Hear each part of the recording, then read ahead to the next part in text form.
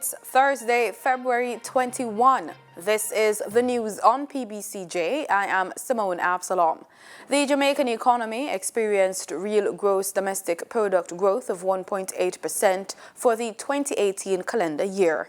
Speaking at a PIOJ quarterly press briefing Wednesday, Dr. Wayne Henry, Director General of the Planning Institute of Jamaica, said that this represents the 6th consecutive year of real GDP growth.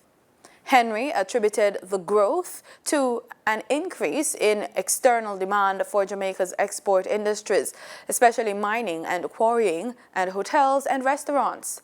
This, he said, was supported by higher levels of output in the economies of Jamaica's main trading partners. A sum of $2.99 billion will be spent by the government in the new fiscal year to enhance the Jamaica Constabulary Force use of technology and to purchase telecommunications equipment. This is outlined in the 2019-2020 estimates of expenditure tabled in the House of Representatives recently. Of the sum, $1.4 billion will be used for the supply and installation of telecommunications equipment, while the remaining $1.5 billion will be used to procure software, hardware, and training to facilitate the enhancement of JCF's cybersecurity capability. As the government unilaterally moves to retake Venezuela's 49% stake in Petromar, Prime Minister Andrew Holness says the country has been left with no choice. He says the 55-year-old refinery has been declining in value and stands in need of serious upgrade. The opposition has questioned the timing of reacquisition. The urgency, certainly at that date, was, quite frankly, in my opinion, fabricated. And let me say why it was fabricated. First of all, the first paragraph of the release said the move formed part of the government's thrust to develop and protect Jamaica's energy security. Now the fact is, whether we import crude oil or we import refined products, it really doesn't change fundamentally our exposure to imported fuel, right? I mean, it might have some it's arguable, and let's wait for the Zaka report, it's arguable whether there may be some economic advantage to it, but from a security point of view, we're still vulnerable because we have to import it. Renewables, on the other hand, wind, solar, hydro, that would be real energy security because we would not be vulnerable to shipments of oil being cut off. However, the Prime Minister stopped just short of accusing the opposition of hypocrisy. He pointed to past statements of former Energy Minister Philip Polwell. The former Minister of Energy, at a press briefing at the Office of the Prime Minister, quoted in the Guyana Business Report dated April 26, 2013. And this is what he said. In relation to Petromar, this is a project that is well delayed. If Petromar is not upgraded and expanded, we will have to shut it down. It is as simple as that. End of quote. That is the reality. In 2004, when the refinery would have been 40 years, in other words, at the outside of its useful life, the Minister of Energy at the time, Mr. Philip Polwell,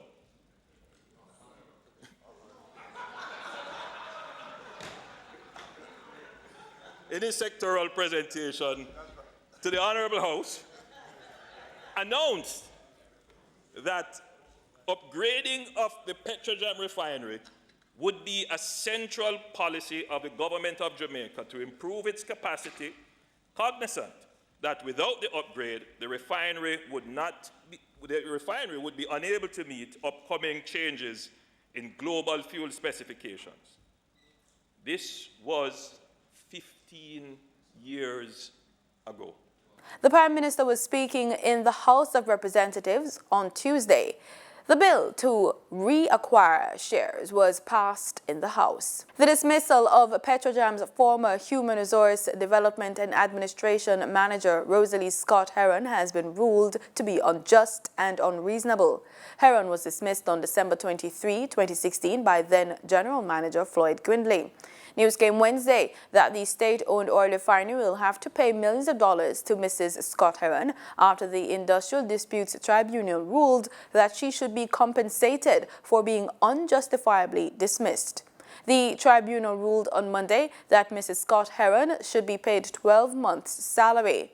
Danny Roberts, head of the Hugh Lawson Sherwood Trade Union Education Institute, has said he is not surprised Petrojam lost the case, as it gave no reason for the dismissal.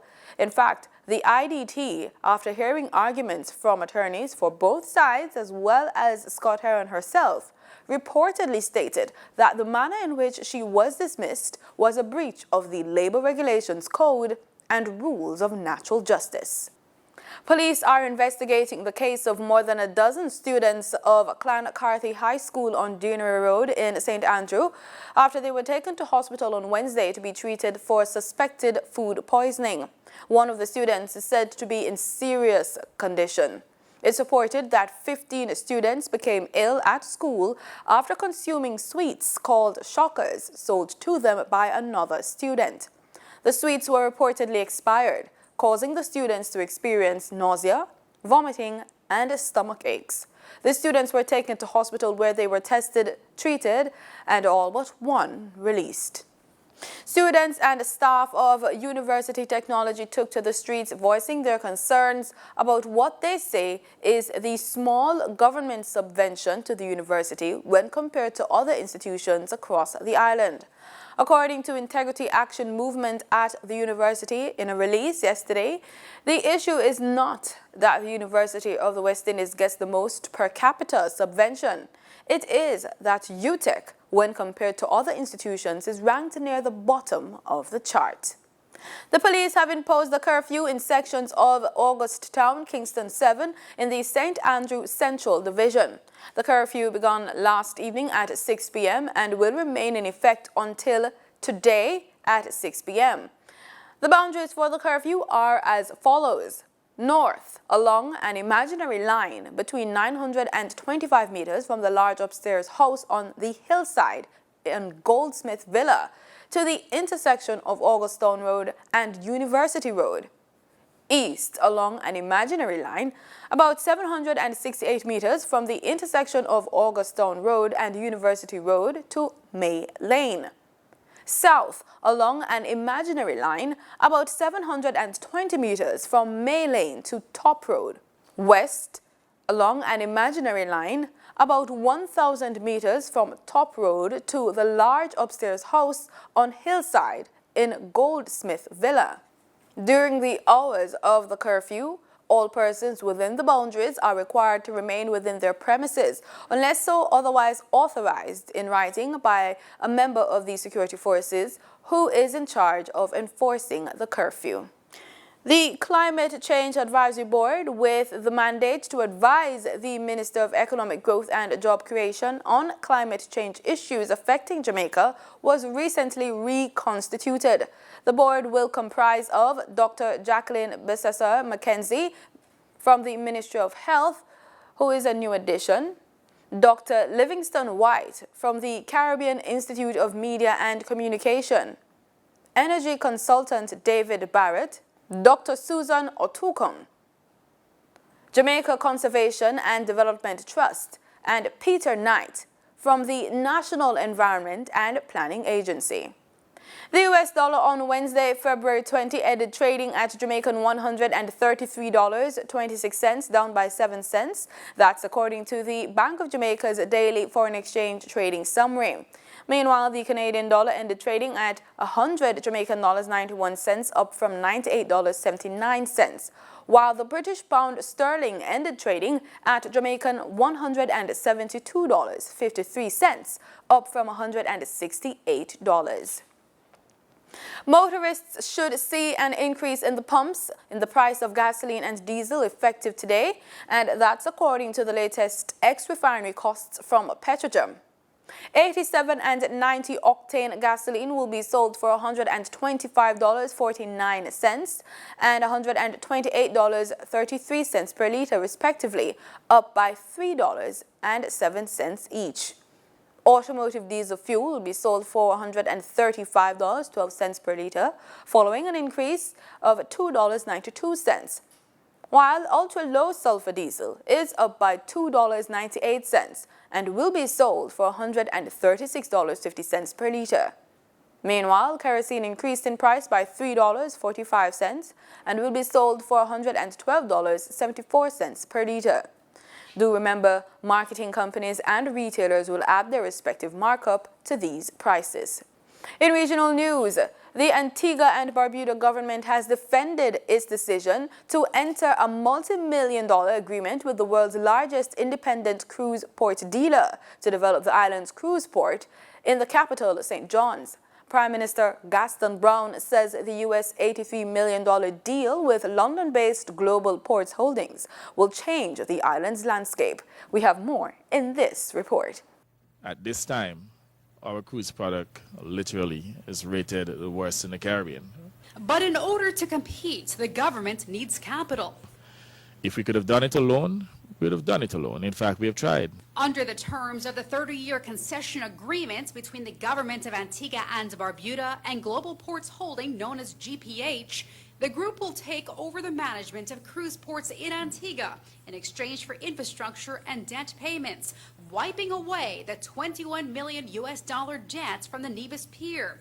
In addition, GPH will complete the fifth berth, which will allow the port to handle Oasis-class ships, which can carry 6,000 passengers.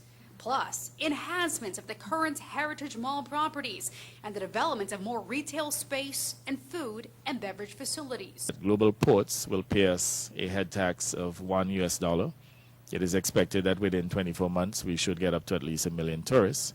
So that will yield us at least $1 million a year. We have managed to get Global Port to agree to a minimum of 600,000 passengers. So in other words, even if we fall short or they fall short of delivering, we are guaranteed the head tax on 600,000 passengers. Attorney General Stedroy Benjamin says there is absolutely nothing to fear in this agreement. We are satisfied that there's nothing in the agreement that should be concerning the Antiguans to say that this agreement is against the best interest of all the parties concerned. This new port will also increase employment, especially starting with the construction phase. Prime Minister Brown also promised no jobs will be lost. And I want to reiterate here that there will be no displacement. There will be no severance or let's say no terminations. We intend to maintain the full employment at St. John's Development Corporation. In Cuba, 2018 is being hailed as a good year for communications in that country. In an annual statement, it was highlighted that 6 million Cubans, more than half of the population, now have access to the internet, with more than 5 million registered mobile phones. Richard Richards has the details. In the annual statement of Cuba's Ministry of Communication, it was said that 2018 has been a positive year for this sector, with an important beneficial increase for the people. In this annual statement, it was highlighted that more than 6 million Cubans, more than half of the population, has access to the internet, and there are more than 5 million mobile phones registered officially, and at the same time the accessibility to net data grew. In his special address in the mentioned annual meeting, the President of Cuba, Miguel Díaz-Canel Bermúdez, said that this has been a year of advances in communication spheres, but he added, "We must continue on the same path, offering service to all the inhabitants of the country," and quoted, "These achievements marks a difference between our reality and the other opinion that subversive campaigns from abroad tries to impose." The Cuban head of state stressed that Cuba is not a country disconnected from the world. and with the accomplished indicators at the close in 2018 in themes of informatics, Cuba is at the world's medium level and is also the nation that has grown the most in penetrating internet and social networks, including from mobile phones. Diaz-Canel emphasized that all intention has failed in trying to discredit the revolution and to make it look like a closed country towards internet. Throughout the island, there are more than 2,000 navigation areas and more than 70,000 houses connected to Nauta, Cuban version of Internet Explorer, with high-quality service. The Cuban Ministry of Communications' priority for this year is set on the follow-up of the people's development in informatic issues with the government and the electronic commerce. Furthermore, with the increase of mobile phones, access to data nets, and connectivity with Internet. Direct from Cuba, Richards, Canal Caribe. The Guyana Bauxite and General Workers Union, GBGWU, is holding on to its call for government to intervene in the Russian aluminum company Rosalie controversy, which took another turn with the abrupt firing of some 61 striking Guyanese workers. This was confirmed by the union's president, Lincoln Lewis, who told Guyana Times on Monday that a list of names was provided which detailed the workers who were now jobless. Started when the bauxite company of Guyana, which is 90% owned by Russian aluminum Rosalie, unilaterally gave its workers a 1% salary increase last week. Workers immediately expressed dissatisfaction with the minimal increase and embarked on strike action. The company then gave workers an ultimatum to return to their jobs. Several workers rejected the ultimatum, which resulted in them being fired, some 61. However, according to company representative Vladimir Permakov, when the workers decided to embark on a strike action, that warranted dismissal. It's usual practice, not only in mining industry. If person is absent from workplace during certain period of time. In some companies, it's very strict, maybe 3 hours. You can be disciplined, administratively punished. But today it's 5 days already. But is it in a written contract that if we cease work, they will be fired? Of course. I'm not Mr. Know-All, but my colleague, personnel manager is here. Do you believe that our professional managers, including our colleagues, Guyana employees, would terminate somebody without consulting contracts, rules, and company reglementation? I don't think so. The company is unsure whether it will overturn its decision and rehire those workers who were fired. I don't know. It depends on some compromise decisions, maybe. I want to be sincere with you, not to promise honey costs and golden rivers. But I feel very sorry that this situation happened, and nobody from this group said to his fellows mate, guys, let's think. Let's go back to work and then meet other managers and explain our concerns or demands.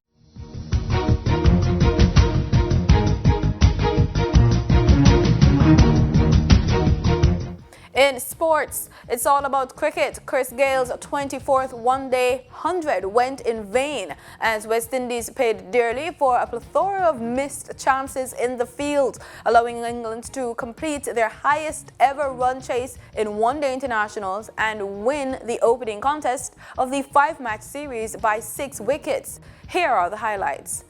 Like that. And that.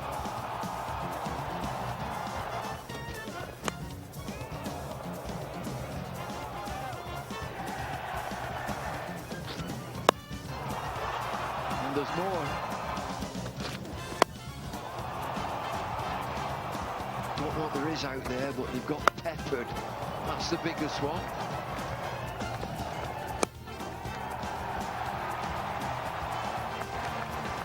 Strolled his way to a magnificent century.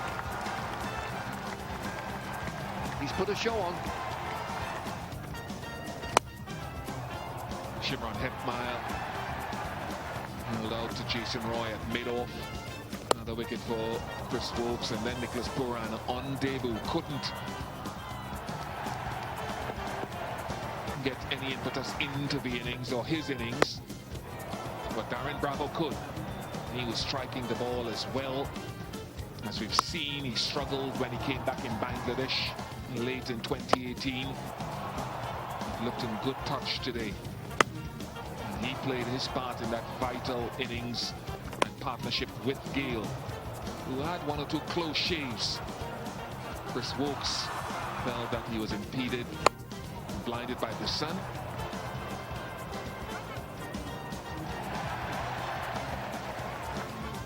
Got on eventually. But Gale went on his merry way. And Ben Stokes a slower delivery. And it's a knock-on. Jason Holder given out stumped. Another wicket for Rashid.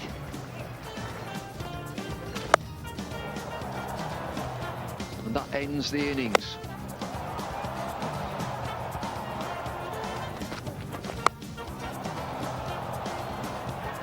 One for Joss Butler, get everybody out of the way. Issue. And that ends the innings. We go live now to Kensington Oval, where England is just a few runs away from victory. But I don't think People in the UK, around the world, listening. How much have England found out about themselves and their batting? Well, the batting, I think, is really settled. They know what the top 5 or 6 is. They will just maybe tinker with the bowlers. That batting lineup has been settled for quite some time, and you've got Alex Hales, who's a seriously good player, who's in the wings. Another young cricketer who's emerging, had a great time in the Big Bash in Australia, is Tom Curran. He will push this team. Young and ambitious, he will push the team to get into the World Cup. But if you look at England, I think if the World Cup started tomorrow, they know what their 11 would be. The one thing that England keep just chopping and changing is the left armour, David Willey. If it swings as it can do in England, Willey is a contender. 15 to win.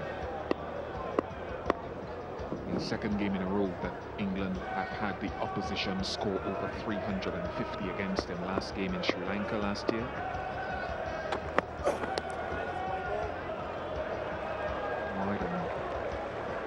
Now this one. West Indies batsman Marlon Samuel says this year's World Cup will be the last time he will wear the maroon colours, as he announced his retirement from international cricket. Yeah, let's see how it goes, you know. But I don't think I'll be continuing after. I mean, we set up a lot of businesses, and I want to be here to make sure that they continue to run smooth. Because for me to setting up all these businesses is for my future generation, which is my kids and stuff like that. So there's a lot on the plate, a lot going on.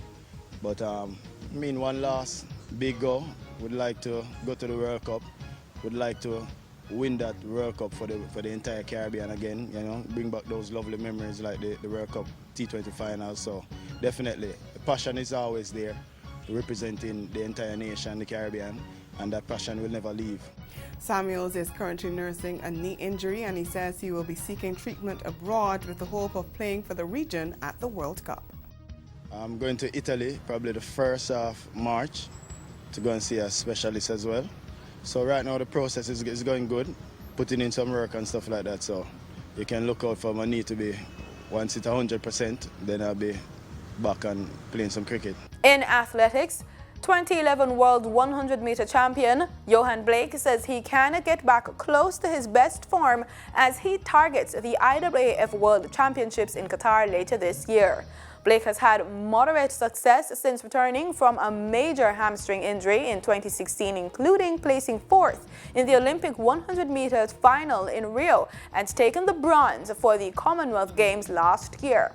But the 2012 Olympics double sprint silver medalist, who officially cut ties with veteran racers head coach Glenn Mills in January, is undaunted by the limited returns in recent times. And that's the news on PBCJ. Remember, we are the People's Station.